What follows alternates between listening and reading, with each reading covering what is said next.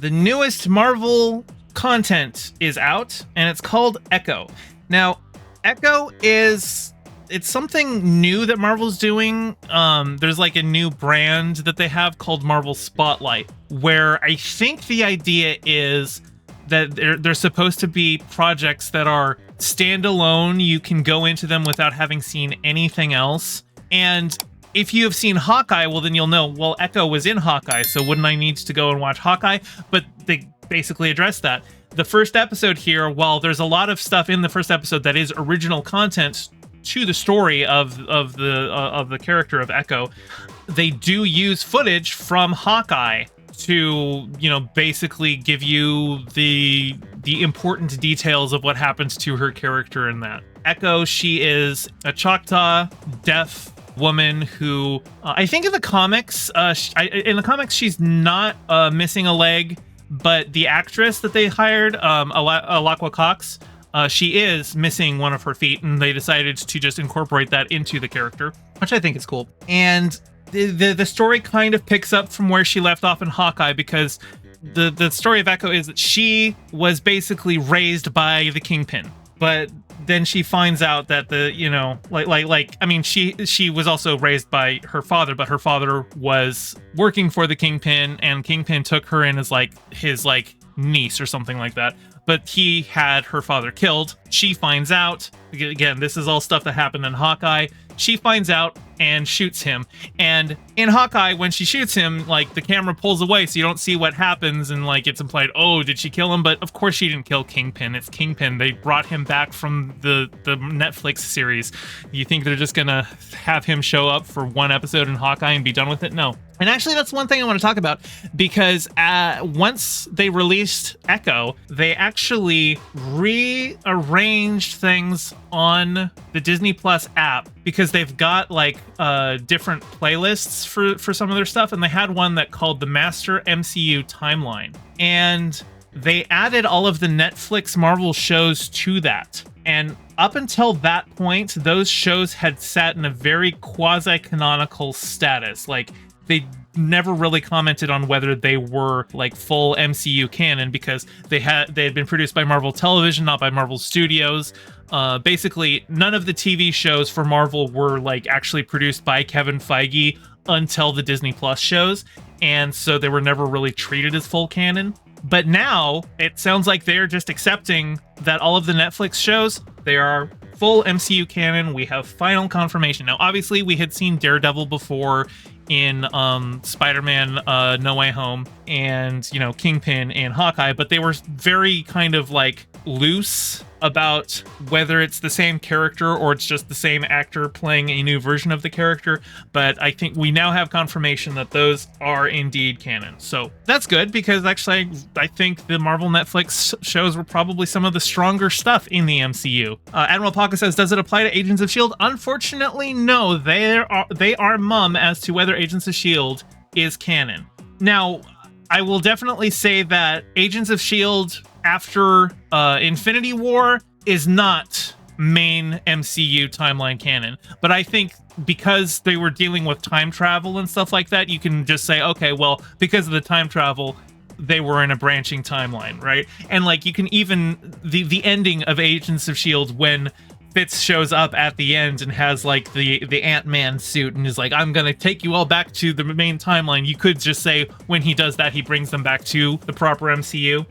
But because the Thanos snap never happens in Agents of S.H.I.E.L.D., that kind of makes it difficult to say that it was in the same timeline, Anyway, I got on a whole tangent just about, Marvel continuity and canon and stuff, but this show is about Echo returning to her hometown in Oklahoma, and it talks a bit about Choctaw culture and myth and stuff like that, because I understand that there was a lot of collaboration done with the Choctaw Nation to make sure at least there was some authenticity to this stuff, just like how What If had that episode with Kahorti, the new Native American superhero who's original to that series, has never been in the comics before, and they had the Mohawk Nation work with them on that.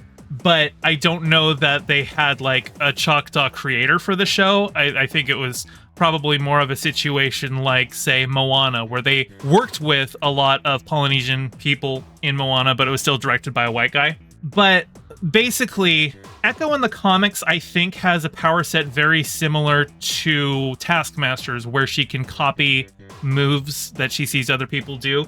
But because, they try to avoid having people with just the exact same power set, unless the exact same power set is I can punch hard, they decided instead that her power would be that she can basically draw upon the abilities of her ancestors. And they're really vague about how that plays out, because this show has kind of it's got the Surf Dracula issue to it. Let me pull up that tweet so you know what I am talking about.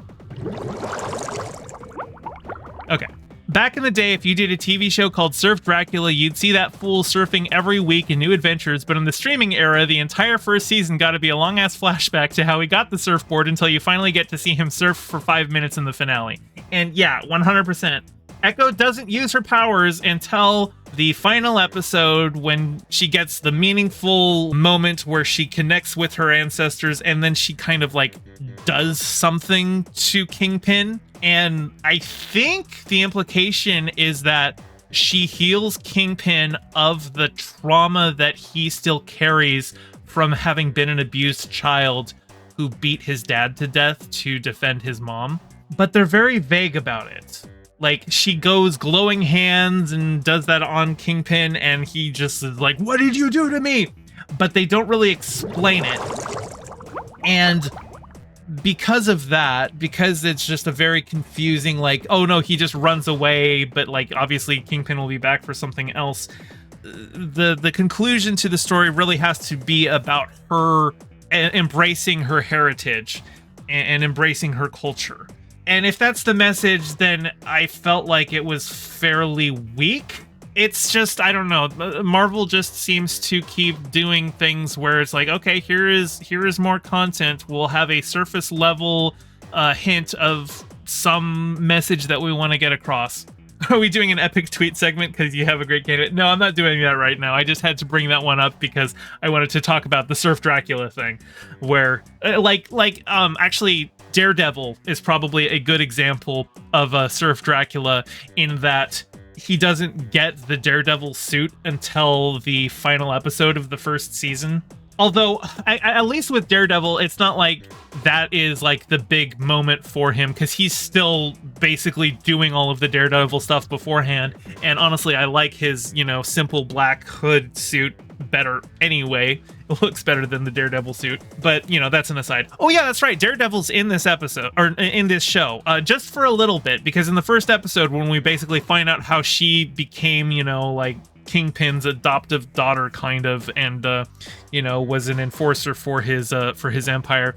There's a scene where, like, basically she's sent out to accompany a hit, and Daredevil shows up to try and stop it, and she gets in a fight with Daredevil and is able to hold her own, and that impresses Kingpin. But if you're hoping for more Daredevil in this, no, it's just, he just shows up to do a fight scene and then he's gone. But that's also kind of like, I don't necessarily think I hate that. I kind of like the idea of maybe just having here's just a slice of what's this superhero up to this week. And it felt very true to the kind of thing that Daredevil does. And I like the idea that he's still off doing his own thing. Now, when this show was filmed, I don't think they had started work, at least not work on filming Daredevil Born Again. But that show has been like massively retooled. They originally announced it was going to be 18 episodes, and I think now they're saying they're cutting it down to like 13 episodes. If you're not familiar with all of the stuff, I've done videos on it before, but basically they had filmed like 2 to 3 episodes or something before the strikes happened, and they went and reviewed the footage, and they decided to fire the director and basically start over from scratch.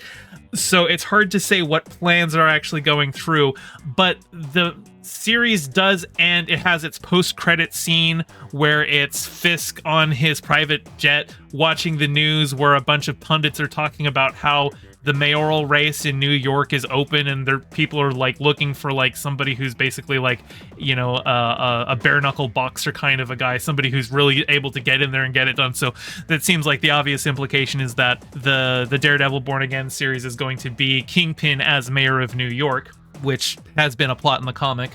And I assume they're probably still going to keep that aspect of it, but it's kind of hard to tell what they're going to be doing there. I feel like I'm talking about all of the things around Echo and not so much the story of Echo itself. Each episode, like, kind of has like a flashback to a different one of her ancestors.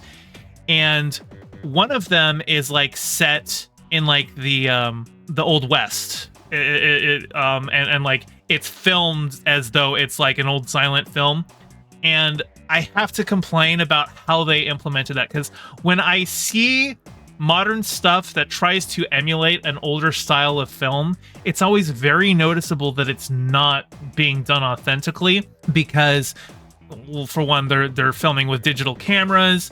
They might be using more modern cinematography techniques that hadn't been developed yet. And there's just all sorts of little things that people might not think to change to make it look more authentic. And basically, it's one of those things where it's shot too good to look like a silent film from the 30s. And yeah, I had to complain about that.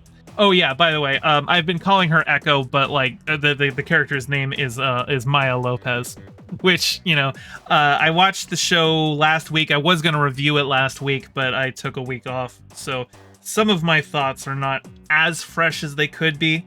Kingpin, I think, is really good in this show because he's got that connection to Maya, but it also just kind of, you know, talks about like the abuse dynamics of that relationship and how Kingpin doesn't really see her as a person, but just more as like a possession. There's like a whole scene where he has his goons hold her down and put a contact on her eye that translates his speech into sign language.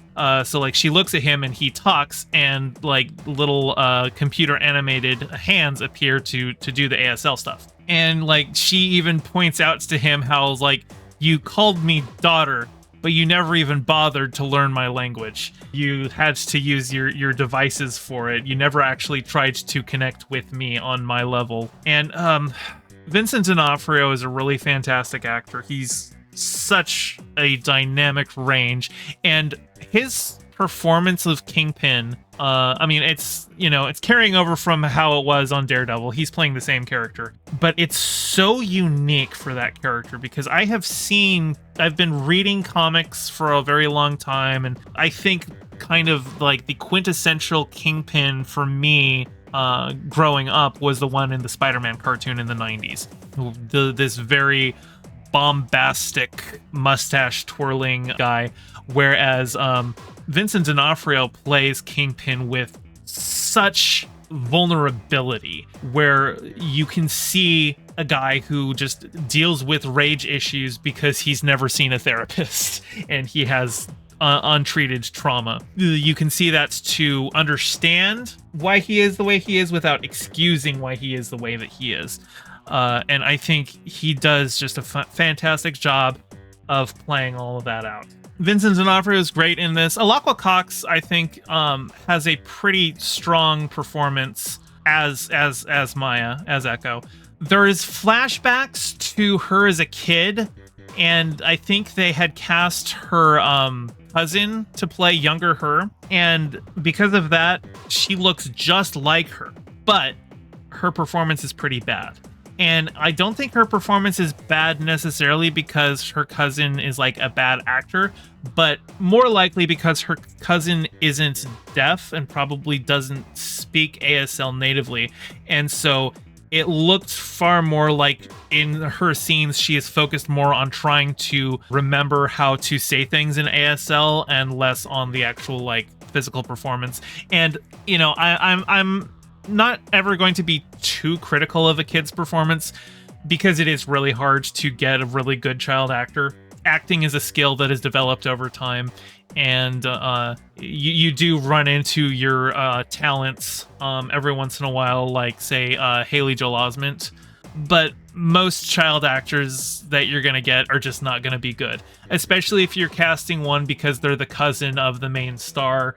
Probably wasn't even an actor before then. So, you know, it is what it is. It's a minor complaint. I don't really hold it against them too much. I can't really say that I would recommend this show. Like, I watched it over a week ago, and I'm struggling to remember, like, anything that really stood out to me, other than what I've already covered. And I guess the one thing that I would need to look into it is that the season starts with, I guess, the Choctaw creation myth, where they're basically like the first Choctaw. It's vague on whether they're like aliens or they're like some spirits or something who are in a cave, and the cave is about to collapse, and so one of them is able to like teleport them all out of the cave, and they appear in a field. And then, like, they have kind of like a muddy, rocky skin, but it all flakes away and they just turn into humans. And, like, that's the origin of the first Choctaw. And, like, I assume that's probably related to the actual Choctaw creation myth. But there's also, if that's not it, and if it's just done for the show, then there's kind of a weird implication that the Choctaw are, like, not human in the same way other people are human. Like, there's some really unfortunate implications that they went with there. And so, like I said, I would need to look further into, like, the actual, like, mythology of the Choctaw people to know on that one for sure. But I will say that if the idea is your specific people are different from all of the other humans and were created differently than the other humans, there's weird racial hierarchy purity stuff that goes into that I felt really uncomfortable with that. Hey, thanks for watching. Your view means a lot. Don't forget to toss me a like and subscribe and ring the bell, and drop a comment below telling me what you thought of the video. I stream Mondays and Fridays at 5 p.m. Pacific and Sundays at 2, so catch me live and join in on the convo. You can find all my socials in the description below, and thank you to all my patrons, with a very special shout out to my Whaled Shark tier patron Ryan D and my Anemone friend tier patron Piftle Cakes. Your support means the world. Catch you next time.